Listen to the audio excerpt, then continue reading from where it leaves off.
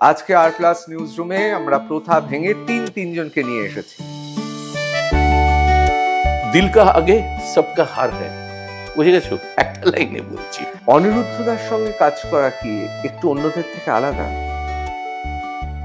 ভারত, বাংলাদেশ এবং পাকিস্তান মুহূর্তে মুহূর্তে সমীকরণ বদলে যাচ্ছে। এই সময় এসে কলকাতায় কি মনে হচ্ছে, আদৌ কি সংস্কৃতির ক্ষেত্রে, চলচ্চিত্রের ক্ষেত্রে, কবিতার ক্ষেত্রে, সৌন্দর্যের ক্ষেত্রে আদৌ কি কোনো সেগুলো বাধা হয়ে দাঁড়ায়? এমন কিছু কোনো দিক থেকেই পাইনি, বিশেষ করে আমি এখানে বলছি, কিছু পাইনি যে যেখানে আমার একটু ভাবতে হচ্ছে যে আমি বহিরাগত। কিন্তু সত্যি কি মনে হচ্ছে ডিয়ার মা এই মুহূর্তে চলছে, সেই জায়গাটা কি অনিরুদ্ধ রায়চৌধুরী পেয়েছে? You have to give 10,000। সবাই বলে না 100%, 10,000% দিলে তুমি 60% পাবে। That is my concept. সেটা আমি আমার মেয়েকেও বলি।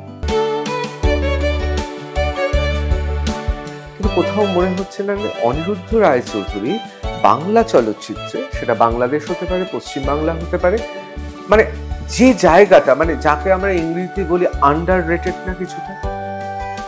বাংলাদেশে সত্যি বলতে যদি খুব যারা চলচ্চিত্র নিয়ে চর্চা করে অথবা যাদের কথা আমি শুনি, যাদেরকে আমি ধর্তব্যে ধরি, হ্যাঁ তাদের কথা ধরা যায়, তারা কিন্তু প্রথমে অনিরুদ্ধ রায়চৌধুরীর কথা বলে। স্তরে স্তরে মহিলা চরিত্রকে নিয়ে আসা এবং যার মধ্যে মা লুকিয়ে রয়েছে বিভিন্নভাবে, এমনকি বাচ্চা হিসেবেও ঝিমলির মধ্যেও তো কখনো কখনো একটা মাতৃ সত্তা আমরা দেখতে পাচ্ছি। তো এত একটা বলা যেতে পারে যে জটিল অথচ খুব বাস্তব এই ছবিটা করার ক্ষেত্রে মনে হয়নি একবারও যে এটা খুব ফিলোসফিক্যাল বা দার্শনিক হয়ে যাবে? Ultimate all you need is love. আরেকটা জিনিস আমি বলতে চাই, আপনি বললেন যে আপনি 8খানা মা দেখতে পেরেছেন ছবিতে, 2খানা যেটা আপনি ছবিতে দেখতে পারেন না স্ক্রিনে, ওটা অফ স্ক্রিন ছিলেন টনিদা আর ইন্দ্রানিদি। আমি ছেলেবেলা থেকে বলে গেছি সিনেমাটা I want to express my thoughts, গল্প বলার জায়গা। কিন্তু বাংলায় কি আর কাউকে পাওয়া গেল না যে কারণে ওপার বাংলা থেকে নিয়ে আসা হয়েছে? এটা আমার প্রশ্নটা, এটা অনেকের প্রশ্ন। বারিশ জৈসি দুনিয়া পে ছত্রি জৈসি মা, এই পোয়েট্রিটার প্রেমে পড়ে গেলাম। এবার আমি যদি প্রেমে পড়ি ভাই, আমি আগুনে ঝাঁপ দেব। এইবার একদম চাপ তোমাকে আঘাত করব, এরকম বান্ধবী এখনো তোমার আছে? এখন নেই, কিন্তু এরকম ছিল।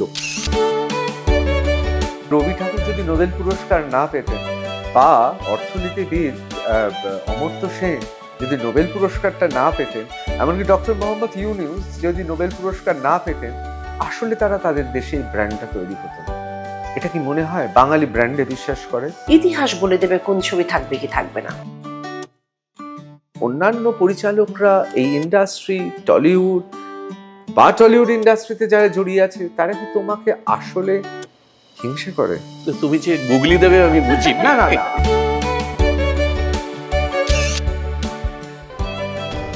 দেখুন দ্য নিউজ রুম প্লাস 30শে জুলাই বুধবার সন্ধ্যে 6টায়।